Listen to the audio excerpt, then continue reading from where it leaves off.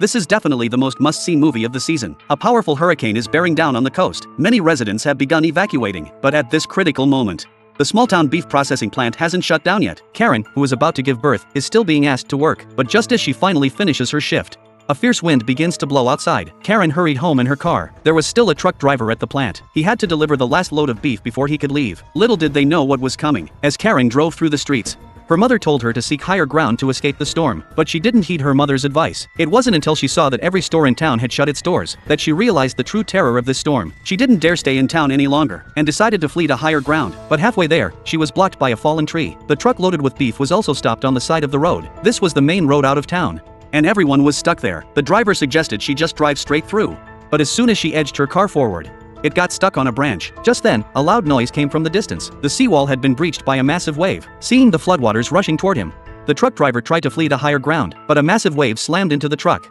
sweeping him and the vehicle back out to sea. Karen couldn't escape either. Her car began to float. Eventually, it crashed into a large tree, its body pierced by branches, and Karen was trapped in her seat. To make matters worse, the water level was still rising. Karen could only shout for help. Just as she was feeling hopeless, two residents rowed over in a small boat. One of the men jumped into the water and swam to Karen's car. She tried to pry the door open, but the branches were jammed too tightly. The man had no choice but to send his companion to fetch tools. But the moment his companion entered the water, he was swallowed up by something. Before the man could react, a girl upstairs suddenly screamed, telling them to get out of the water immediately. It turned out there were sharks in the floodwaters. Terrified, the man turned to climb back into the boat, but it was already too late. The man was dragged into the water. Karen was shaking all over from fear. Trapped inside the car, she watched helplessly as the man who had come to save her vanished. The town was now in complete chaos. Houses were being swept away. The only one who could save Karen now was the girl upstairs. She lived on the second floor. Since water had flooded her home, she could only stay on higher ground. But with sharks in the water, going down to rescue her would put her own life in danger. But Kylan had no choice but to call out to her for help. She also told her she was about to give birth. Upon hearing this, Lena panicked instantly. She thought Kylan was another child who had lost her family. She knew what it felt like to be abandoned. After hesitating for a long time,